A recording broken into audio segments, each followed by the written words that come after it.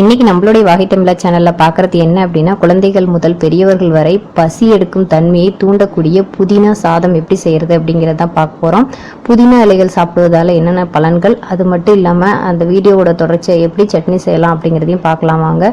வீடியோக்குள்ள போறதுக்கு முன்னாடி தான் முதல் முறையா நம்ம வாகை தமிழா சேனலை பாக்குறீங்கன்னா மறக்காம சேனலை சப்ஸ்கிரைப் பண்ணிக்க. சேனலுக்குள்ளார மருத்துவ குறிப்புகளும் இயற்கை தொடர்பான உணவு பழக்க வழக்கங்களையும் பதிவேற்றம் செஞ்சுட்டு இருக்கோம்.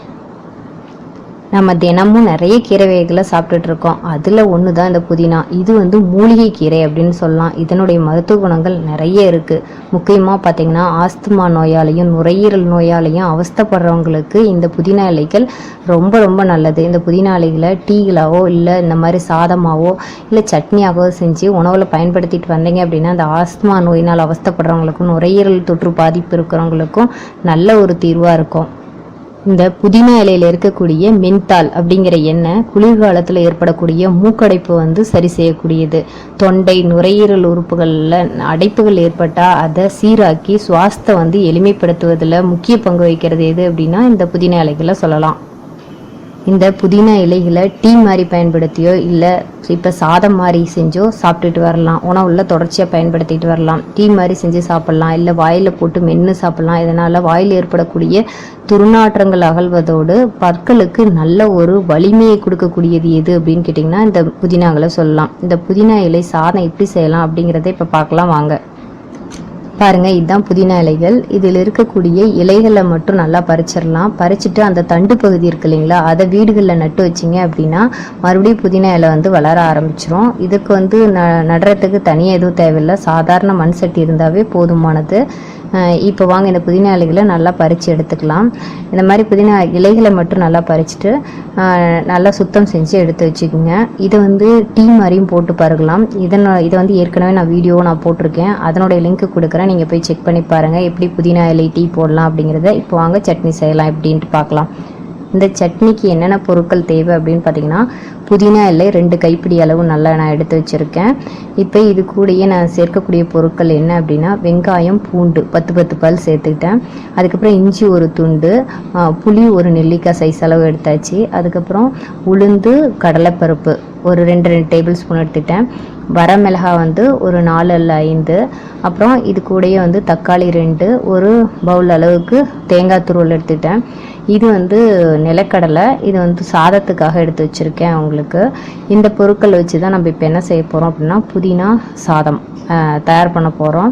இது எப்படி தயாரிக்கலாம் அப்படிங்கிறத பார்க்கலாம். இந்த புதினா இலைகளில் நான் ஏற்கனவே சொன்ன மாதிரி நிறைய மருத்துவ குணங்கள் இருக்குது.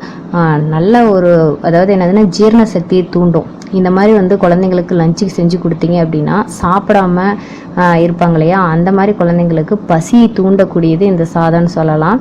இப்போ வாங்க தயாரிக்கலாம். இப்போ வானிலை வச்சுட்டு இதில் அந்த எடுத்து வச்சுருக்கக்கூடிய உளுந்து இது கடலைப்பருப்பு போட்டுட்டேன்.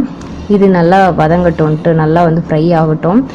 இது கோல்டன் ப்ரௌன் கலரில் வந்ததுக்கப்புறம் நீங்கள் என்ன சேர்த்துக்கலாம் அப்படின்னா, அதுக்கப்புறம் நம்ம எடுத்து வச்சுருக்கக்கூடிய இது கொஞ்சம் இதில் சீரகம் சேர்த்துங்க. இன்னும் கூட உங்களுக்கு நல்லா பசியை தூண்டும். அதனால் ஜீரக தண்ணி கூட கொடுக்கலாம் குழந்தைங்களுக்கு. அதெல்லாம் சாப்பிட மாட்டாங்கனால இந்த மாதிரி நம்ம கொடுத்துட்டு வரலாம். இந்த மாதிரி குழந்தைங்க செஞ்சு கொடுக்கலாம். வரமிளகாய் சட்னிக்கு தேவையான அளவு வரமிளகாய் எடுத்துக்கோங்க. சிலர் பச்சை மிளகாயும் வரமிளகாயும் கலந்து கூட நீங்கள் போடலாம். அதுவும் நல்லா தான் இருக்கும். நான் வரமிளகாய் மட்டும் தான் எடுத்திருக்கேன். அதுக்கப்புறம் இது வெங்காயம் பூண்டு பல் இதை சேர்த்தாச்சு. இது நல்லா வதங்கட்டும். அதுக்கப்புறம் இஞ்சி ஒரு துண்டு. இஞ்சிலாம் உங்களுக்கு இஞ்சி உங்களுக்கு பார்த்தீங்கன்னா நல்லா ஜீரண சக்தியை தூண்டக்கூடியது. அப்புறம் எடுத்து வச்சுக்கூடிய 2 தக்காளியை நல்லா கட் பண்ணி சேர்த்துட்டேன். அதுக்கு தேவையான அளவு உப்பு இதில் சேர்த்துருங்க. நல்லா வதங்கட்டும். அப்போ உடனே தக்காளி வதங்கும் அதுக்காக. இப்போ இது நல்லா வதங்கினதுக்கப்புறம் நம்ம நல்லா சுத்தம் செஞ்சு வச்சுருக்கக்கூடிய புதினா இலைகளை அது கூட சேர்த்திடலாம். இந்த புதினா இலைகள் நல்லா வதங்கட்டும். நல்லா வதங்கினதுக்கப்புறமா நம்ம என்ன சேர்த்தலாம்னா இது தேங்காய் துருவி வச்சுக்கலாம். நம்ம மிக்சியில் தான் அரைக்க போகிறோம் அப்படிங்கிறதுனால நான் கட் பண்ணி வச்சுருக்கேன். இது அதுக்கப்புறம் புளி ஒரு சின்ன நெல்லிக்காய் சைஸ் அளவு. ஆட்டுக்கல் ஆட்டினா இன்னும் டேஸ்ட்டாக இருக்கும். மிக்சி ஜாரில் மாற்றிட்டேன். இதுக்கப்புறம் நம்ம அதாவது என்ன சாதத்துக்கு தேவையான பேஸ் இதுதான். இதை தயார் பண்ணிட்டோம். இப்போ அடுத்தது இது வந்து சாதம் எடுத்து வச்சுருக்கேன். எப்போவுமே இது சாதம் செய்கிறதுக்கு முன்னாடி எந்த சாதமாக இருந்தாலும் கொஞ்சம் எடுத்துட்டு நல்லா உலர விடுங்க. இல்லைன்னா அந்த சூட்டில் போட்டு கிளறினா எல்லாம் உடஞ்சிரும். மேலே கொஞ்சம் நல்லெண்ணெய் ஊற்றிட்டு குலுக்கி விட்டுட்டிங்க அப்படின்னா நல்லா அந்த உடையாமல் வரும்.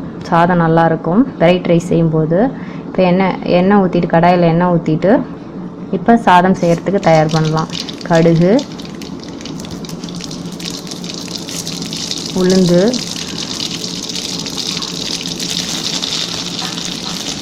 அடுத்தது வந்து உங்களுக்கு வந்து பார்த்திங்கன்னா மிளகா ஒன்று ஏற்கனவே மிளகாலாம் போட்டிருக்கோம். அப்புறம் சட்னி வந்து அது கூட சேர்த்திடலாம். அது மிளகா போட்டிருக்கனால ஒரு இதுக்காக ஃப்ளேவருக்காக தான் போட்டிருக்கேன். இது நம்ம ஏற்கனவே எல்லாம் வதக்கி தான் ரெடி பண்ணதுனால அது சும்மா ஒரு 2 நிமிஷம் இது பண்ணால் போதும். ரொம்ப நேரம் பண்ண வேண்டாம். அந்த இது எல்லாம் மிக்ஸ் ஆகிற அளவுக்கு பண்ணால் போதும். இந்த சாதத்துக்கு தேவையான அளவு கொஞ்சம் உப்பு சேர்த்துருங்க. சாதம் இப்போ எடுத்து வச்சுருக்கேன் பாருங்கள், கொஞ்சம் உதிரியாக வரும். நீங்கள் நல்லா சூடான சாதத்தை போட்டிங்க அப்படின்னா வராது. இப்போ இது கூடயே நிலக்கடலை கொஞ்சம் போட்டேன். நீங்கள் முந்திரி கூட வறுத்து அது கூட சேர்த்திக்கலாம். இப்போ அழகான வந்து புதினா சாதம் வந்து தயாராகிடுச்சு. இது ரொம்ப லஞ்ச் பாக்ஸுக்கு குழந்தைங்களுக்கு கரெக்டான உணவுன்னு சொல்லலாம். சில வந்து குழந்தைங்க புதினா சட்னியாக கொடுத்தா சாப்பிட மாட்டாங்க. இந்த மாதிரி நீங்கள் செஞ்சு கொடுத்தீங்க அப்படின்னா தாராளமாக சாப்பிடுவாங்க, விரும்பி சாப்பிடுவாங்க. ஏன்னா அதில் நிலக்கடலை மேலும் வந்து பார்த்திங்கன்னா இது கூட போடலாம், இது முந்திரி இந்த மாதிரி சேர்த்திட்டிங்க அப்படின்னா இன்னும் டேஸ்டியாக இருக்கும். குழந்தைங்களுக்கு என்ன நட்ஸ் அதில் பிடிக்குமோ அதை நீங்கள் கலந்துக்கலாம். ரொம்ப டேஸ்டான, அது மட்டும் இல்லாமல் பசி தூண்டக்கூடிய புதினா சாதம் வந்து தயாராகிடுச்சு. இதில் இருக்கக்கூடிய இஞ்சி, அதுக்கப்புறம் சீரகம், இது எல்லாம் வந்து பார்த்திங்கன்னா குழந்தைங்களுக்கு நல்ல ஒரு பசியத்தன்மை தூண்டும். வாரத்தில் ஒரு நாள் லஞ்ச் பாக்ஸுக்கு இந்த மாதிரி நீங்கள் செஞ்சு கொடுத்து விடலாம். நிறைய குழந்தைங்க சாப்பிட மாட்டேன்னு அடம் பண்ணுவாங்க. அவங்களுக்கு இந்த மாதிரி செஞ்சுட்டு ஒரு நாள் கொடுத்துட்டிங்க அப்படின்னா அதுக்கப்புறம் அது பசியை நல்லா தூண்ட ஆரம்பிச்சிடும். கண்டிப்பாக ஃப்ரெண்ட்ஸ், இது உங்களுக்கு நல்லா பயனுள்ளதாக இருக்குதுன்னு நினைக்கிறேன். புதினா இலைகளை சாப்பிடுங்கன்னு சொல்கிறத தாண்டி புதினா இலைகளை இப்படி செஞ்சு சாப்பிடுங்க அப்படின்னு சொல்கிறது பொருத்தமாக இருக்குன்னு தான் இப்போ வந்து நான் இந்த மாதிரி செஞ்சு கொடுத்துட்ருக்கேன். இயற்கை உணவு மாதிரி சொல்லிகிட்ருக்கேன். இது உங்களுக்கு பிடிச்சிருந்ததுன்னா உங்கள் ஃப்ரெண்ட்ஸ் கூடயும் உங்கள் ஃபேமிலி மெம்பர்ஸ் கூட ஷேர் பண்ணிக்கங்க. இந்த மாதிரி இயற்கை தொடர்பான தகவல்களை தெரிஞ்சுக்கணும்னு நினச்சிங்கன்னா மறக்காமல் வாகை தமிழா சேனலை சப்ஸ்கிரைப் பண்ணிக்கங்க.